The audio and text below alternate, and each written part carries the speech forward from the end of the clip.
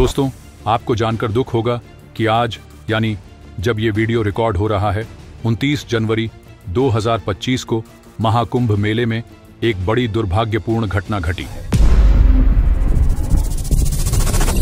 प्रयागराज में मौनी अमावस्या के पावन अवसर पर श्रद्धालुओं की भारी भीड़ उमड़ी थी, लेकिन इसी बीच अफरा तफरी मच गई और भगदड़ में कई निर्दोष श्रद्धालु अपनी जान गंवा बैठे। अब सवाल उठता है कि आखिर यह दर्दनाक हादसा हुआ कैसे। बताया जा रहा है कि संगम नोज क्षेत्र में अचानक भीड़ का दबाव इतना बढ़ गया कि कुछ बैरिकेड्स टूट गए, जिससे कई लोग नीचे गिर गए और भगदड़ मच गई।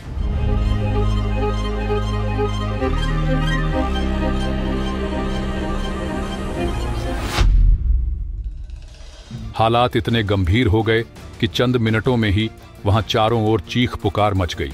अब तक की रिपोर्ट के अनुसार इस भगदड़ में 30 श्रद्धालुओं की मौत हो चुकी है और 60 से ज्यादा घायल हैं। यह दृश्य इतना भयावह था कि वहां मौजूद हर किसी के रोंगटे खड़े हो गए। आपकी जानकारी के लिए बता दूं कि प्रशासन पहले से ही इस भीड़ को नियंत्रित करने के लिए इंतजाम कर रहा था, लेकिन अचानक हुई भगदड़ ने सारे प्रबंधों को ध्वस्त कर दिया। उत्तर प्रदेश सरकार ने मृतकों के परिवारों को 25-25 लाख रुपए मुआवजा देने की घोषणा की है। वहीं मुख्यमंत्री योगी आदित्यनाथ ने इस घटना की जांच के लिए 3 सदस्यीय आयोग का गठन कर दिया है। प्रशासन ने भीड़ नियंत्रण के लिए प्रयागराज के 8 मुख्य प्रवेश द्वारों को अस्थायी रूप से बंद कर दिया है और संगम क्षेत्र को नो व्हीकल जोन घोषित कर दिया गया है। अब सबसे बड़ा सवाल यह है कि आखिर ऐसे हादसे बार बार क्यों होते हैं? क्या भीड़ प्रबंधन के उपाय पर्याप्त नहीं थे? क्या श्रद्धालुओं को सावधानी बरतनी चाहिए थी? यह समय केवल सवाल उठाने का नहीं, बल्कि उन सवालों के जवाब ढूंढने और आगे ऐसी घटनाओं को रोकने का है। महाकुंभ मेले में लाखों की संख्या में श्रद्धालु आते हैं और यह आयोजन विश्व के सबसे बड़े धार्मिक आयोजनों में से एक है। प्रशासन ने भीड़ को संभालने के लिए विस्तृत योजनाएं बनाई हैं, जैसे कि विभिन्न प्रवेश और निकासी मार्गों की व्यवस्था, सीसीटीवी कैमरों के जरिए निगरानी, सुरक्षा कर्मियों की भारी तैनाती और आपातकालीन सेवाओं की तत्परता। इसके बावजूद अचानक उमड़ी भीड़ कई बार योजनाओं को विफल कर देती है। मौजूदा स्थान की क्षमता को देखते हुए प्रयागराज का महाकुंभ क्षेत्र एक सीमित स्थान में लाखों श्रद्धालुओं को समाहित करने का प्रयास करता है।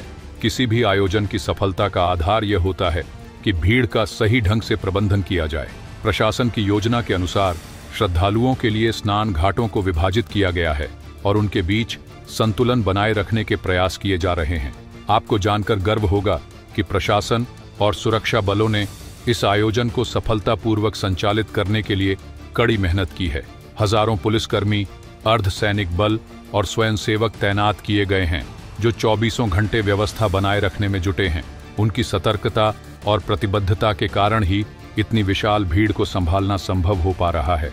इसके बावजूद अचानक उपजे हालातों के कारण कई बार स्थिति बिगड़ जाती है। लोगों से अपील की जाती है कि वे संयम बनाए रखें और भीड़ में धक्का मुक्की से बचें। यह हम सभी की जिम्मेदारी बनती है कि हम ऐसे आयोजनों में अनुशासन बनाए रखें और प्रशासन द्वारा जारी निर्देशों का पालन करें। श्रद्धालुओं से अनुरोध किया गया है कि वे अफवाहों से दूर रहें, धैर्य बनाए रखें और अपने परिवार व बच्चों की सुरक्षा पर विशेष ध्यान दें। आपकी जानकारी के लिए बता दूं कि महाकुंभ का इतिहास भी उतना ही गौरवशाली है जितना कि इसका धार्मिक महत्व। प्राचीन काल से ही यह मेला 4 स्थानों प्रयागराज, हरिद्वार, उज्जैन और नासिक में आयोजित होता आ रहा है। माना जाता है कि महाकुंभ की परंपरा हजारों वर्षों पुरानी है और इसकी उत्पत्ति समुद्र मंथन की पौराणिक कथा से जुड़ी हुई है। हिंदू धर्म ग्रंथों में वर्णित है कि देवताओं और असुरों के बीच अमृत कलश को लेकर हुए संघर्ष में अमृत की कुछ बूंदें इन 4 स्थानों पर गिरी थीं और तभी से यह स्थल पवित्र माने जाते हैं। इतिहास के पन्नों को पलटें तो पता चलता है कि महाकुंभ के आयोजन को रोकने के भी कई प्रयास हुए हैं।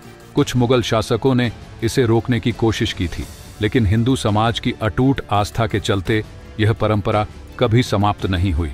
ब्रिटिश शासन के दौरान भी कुछ व्यवस्थागत कारणों से महाकुंभ के आयोजन पर प्रश्न उठाए गए, लेकिन जनता के विरोध के कारण यह मेला अपनी परंपरा को बनाए रखने में सफल रहा। इतने विशाल मेले में करोड़ों श्रद्धालु कैसे पहुंचते हैं, यह भी अपने आप में एक चमत्कारी दृश्य होता है।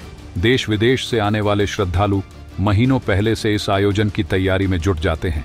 ट्रेन, बस, निजी वाहन और यहाँ तक कि पैदल चलकर भी श्रद्धालु इस पावन अवसर पर संगम तट पर स्नान करने के लिए पहुंचते हैं। इसके अलावा अनेकों संत महात्मा और अखाड़ों के साधु संत भी इस आयोजन में अपनी उपस्थिति दर्ज कराते हैं, जिससे यह मेला और भी भव्य और पावन बन जाता है। लेकिन जो घटना हुई वो कई सवाल उठाते हैं कि क्या इसे भी अच्छा प्रबंधन किया जा सकता था। प्रधानमंत्री नरेंद्र मोदी और मुख्यमंत्री योगी आदित्यनाथ ने इस हादसे पर गहरा शोक व्यक्त किया है और श्रद्धालुओं से संयम बनाए रखने की अपील की है। हम सभी को भी चाहिए कि हम अफवाहों से बचें, प्रशासन के निर्देशों का पालन करें और किसी भी आपात स्थिति में धैर्य बनाए रखें। महाकुंभ जैसे ऐतिहासिक और पवित्र आयोजन में इस तरह की दुर्घटनाएं न केवल श्रद्धालुओं के लिए बल्कि पूरे देश के लिए एक बड़ा धक्का होती है। हम आशा करते हैं कि इस घटना से सीख लेकर आगे ऐसी कोई भी त्रासदी न हो। तो दोस्तों, आज के इस वीडियो में बस इतना ही। अगर आप भी महाकुंभ मेले में जाना चाहते हैं तो जिम्मेदार नागरिक बनकर जाए, अफवाहों पर ध्यान न दें और प्रशासन के बनाए नियम का पालन करें। इस वीडियो को ज़्यादा से ज़्यादा लोगों तक शेयर करें ताकि वो भी सावधानी बरतें। ऐसे ही जानकारी वाली वीडियो को देखने के लिए चैनल को सब्सक्राइब करके बगल में जो बेल आइकॉन का बटन है उस पे ऑल पर क्लिक कर लें।